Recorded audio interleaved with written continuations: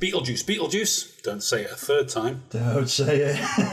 The last thing we need now is that cacodemon jumping up and lousing things up for us. I want you two kids to know this is a safe space, okay? Feel free to express yourselves. Don't be afraid. I sense there's an enabler here, but we'll get to that. So obviously this is a sequel to the original 1988 movie directed by Tim Burton that starred Michael Keaton, Winona Ryder, Catherin O'Hara. They're all back for the sequel.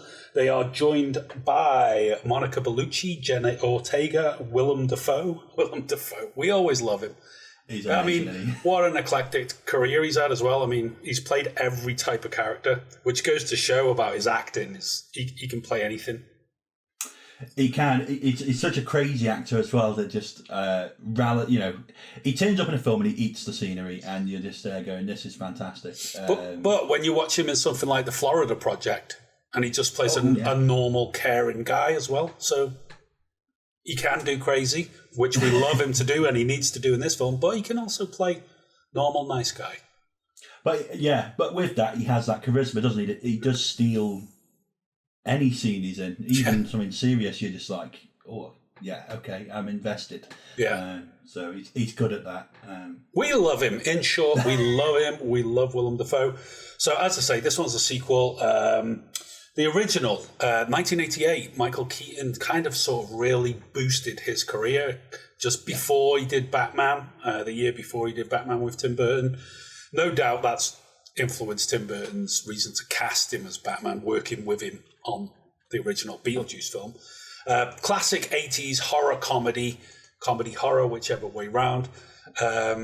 He was hilarious in the first film. Obviously, in the first film, you also had Alec Baldwin and Gina Davis. They were sort of the ghosts that haunt the house. You also had Jeffrey Jones, who has not returned for the sequel because he's a sex offender with a record. He did 6 months in Chino for exposing himself to an 8-year-old. So we don't mention that, even though they have used his likeness in this film. We'll get to that when we talk about it. So yeah, the original is a bit of a classic. When did you first see it? Oh, I would have been, I don't know, maybe 6 or 7 or something. I saw it on video. Of course, growing up in the 90s, it was the cult, even a cult film then. Sure. And obviously it's just become even more of a cult film ever since. Yeah. It's one of, interestingly, I was reading up this week. Did you know the original choice to play Beetlejuice was Sammy Davis Jr.? No way. That would have been cool. But a very different film, right? Yeah, I guess so. Very different. So that's mad. Trying to get my head around it. I mean, he can't have lived much longer after 1988. No, he died only a few years later. So it would have been if he did it. Imagine Sammy Davis Jr. That's mad. Well, I can't. That's the thing. You can't imagine anyone except Michael Keaton playing it. He's just one of those roles, isn't it? That's it. This is the role that made him. He wasn't very well known at the time. Not really. This got him chosen, of course, to do Batman with Tim Burton again, and obviously from then on he became huge. But Beetlejuice, one of those films, just captured the imagination and made Tim Burton's career. Yeah, classic Tim Burton stuff, isn't it? All of that stop animation, all the crazy practical effects. Whether it be shrunken heads or the all sorts going on in there. Dark colour palette, all that kind of stuff. Very colourful colour palette in these films as well. In some ways, but it's that gothic thing, isn't it? It's that, the greens and the blacks and all that. Of course. It's the film that made him, got him chosen for Batman, and obviously Tim Burton's just gone on since then. But, it captured something of the imagination of the time, and it was very different from a lot of stuff that had been coming out. So it's a great fun film, isn't it? It's a really kind of one of those classics. Plus Winona Ryder, who was just was a mega star then. She was probably one of the greatest stars of that era. She'd done Heathers and stuff like that, and then she did this, and it kind of just reinforced that she had that sort of, like that bit in it. She says, "I myself am strange and unusual," and it kind of that's what describes Winona Ryder, really. Yeah, No, never mind the character.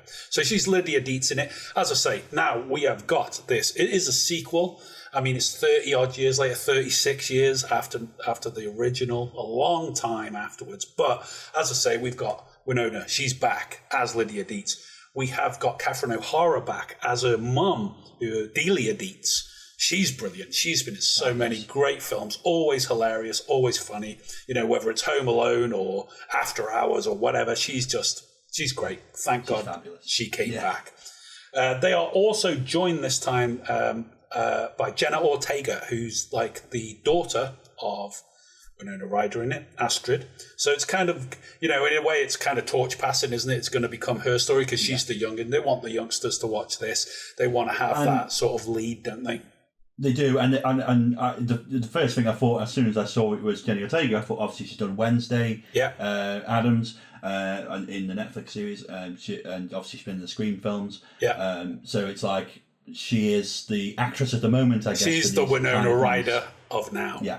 In a lot of ways, especially she's associated with all that gothy horror style stuff. Yeah. Like you said, Wednesday and that. Great choice to have in this.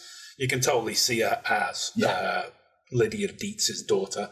So, yeah, we're back in, what's the town called? Winter River, Connecticut. The family is pulled back to this town and to the old house.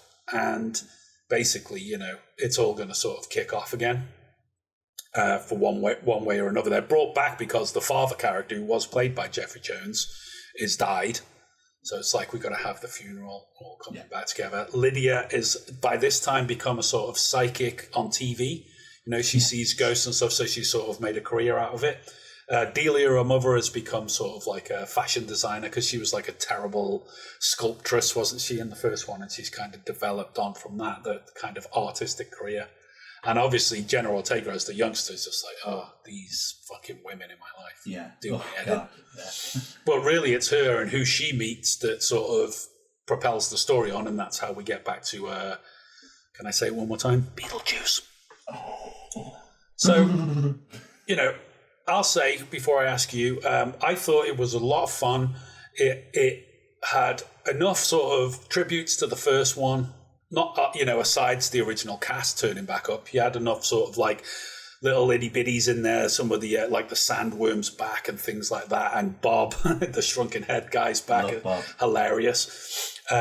You've also got things like there's a couple of musical numbers in there where they're sort of miming to the music, and if you remember the first one, they had the Banana Boat song, Harry Belafonte, that and they're all singing around the table. The classic. That was a classic moment from that. So they've kind of done that again, but they have a couple of numbers where they're singing along to stuff or miming, and I thought it worked really well. Thought it was really funny. Some of the special effects were very much 80s special effects. It's Tim Burton saying, well, we would have done this back then, and he does it again instead of trying to be too modern and making like all the special effects modernized. He's kind of kept it in that sort of the same look, you know, the same sort of effects. I'm thinking of that when they first fall down to the netherworld and it's all spinning and stuff, and they're like, oh, and it's like, oh, that looks, you know, it's almost goofy, but to the point where you think, yeah, that's exactly what they would have done in 1988. So I'm glad that they kept that kind of thing in. But really funny. You got Monica Bellucci in there as well, being very sort of sinister and demonic. She's coming after Beetlejuice. That's kind of like what's going on in the background there. Willem Dafoe is kind of like a law and order for the ghost world, isn't he? He's like, you know, he's in the real life, he was an actor, but when he's obviously, his character has died and he's like become this sort of detective from the ghost world. Hilarious, campy performance from him. Like we just discussed, he's hilarious. He's always willing to give it 110%. Throws himself into it. Very funny stuff. So they've packed it full of stars. They've packed it full of effects. They've got the old stars returning. I'm not sure whether the story was quite as impactful, if we can say that, even about the first one. It's possibly a little bit all over the place, but I thought it still worked. I was quite pleasantly surprised because what I'd heard from this was mixed reviews. Some people saying it was dog shit. Some people saying it was really good. I thought it was really good. Over to you. Over to me. So yeah, I mean, along very similar lines. Willem Dafoe, I have to say again, you know, B-movie action star. That's the funniest stuff in the whole thing. Every time he came on screen, I was like, "This is great. Can we just have a film of him?"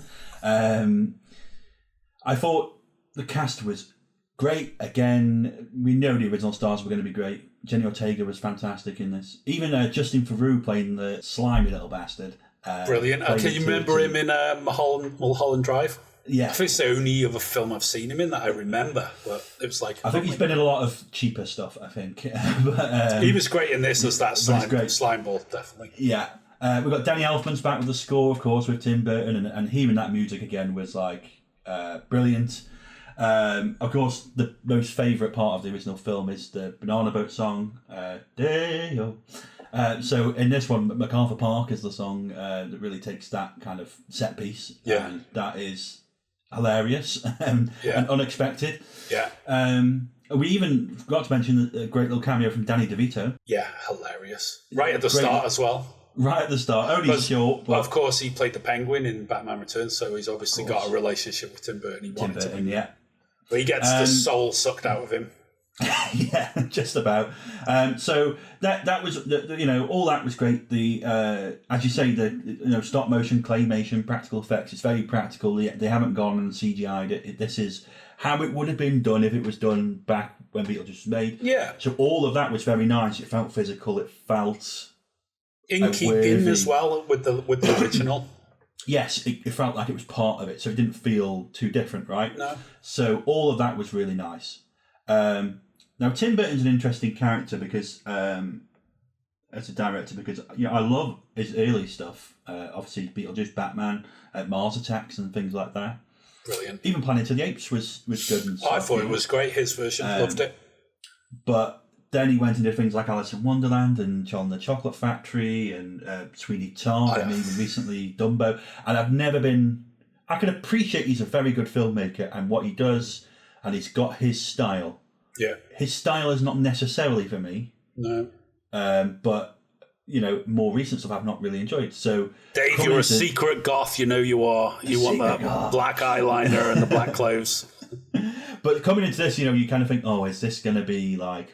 not as good now, that's what you worry about, isn't it? Especially being older and having known the first film and stuff, you think, shit, is this going to be another one of those that they... Like, I always say it, coming to America, the second one. What a letdown. Yeah, so the film is fun. I'd say I did think it was fun. It was a worthy...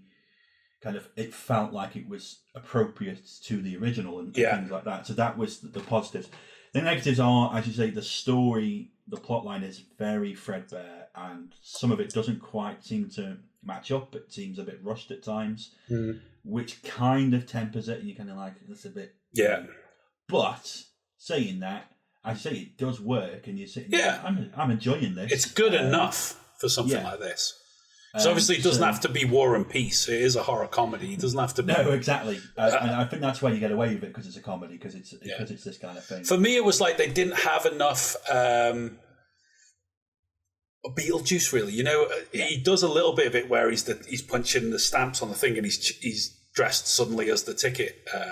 And in the first film, he was popping up all over the place in different guises. And they didn't do enough of that. Basically, that was my main complaint. They didn't quite use him enough. It was too focused on the Deetz family. And by the time you get to Beetlejuice, you want more. You just wanted more, especially when things start cooking and start kicking off. Screen time. Yeah. It was a bit like, oh, that's going to be it now. And but it's a small complaint because I still enjoyed myself. It was 2 hours of great fun. And there were some genuine laughs in there. There was. There was some moments of real fun. And I liked the whole plot line with Jenna Ortega's character. That whole part. I thought that was a good idea, absolutely. Because I was quite fooled by it as well. I was like, that was good. Exactly. It was like, okay. Yeah. So, enjoyable. Was it necessary? No, it's not necessary. No. But did they do a good job? Yeah. And it leaves it open for Beetlejuice, the third one. They could do it. The whole world implodes. As long as they've took enough money on this one, they'll probably do another one, I'd say. I mean, budget 100 million, it's took 408 million at the moment, so that's done well. It has.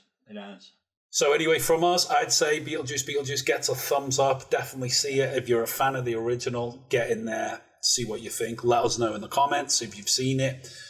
what you thought of it. If you disagree with us, if you agree with us any points, that's great. Also, we've done a top 5 Tim Burton list on our website, so I'll put a link to that in the description. Let's move on to the next movie. Thanks very much for watching this video. We really appreciate it. The best way to support this channel is by dropping us a like and subscribing. Other ways to support us include Buy Me a Coffee and Patreon. This video was sponsored by funkyt-shirts.co.uk. Check out their website for a full range of awesome t-shirt designs. You can find all the links in the description.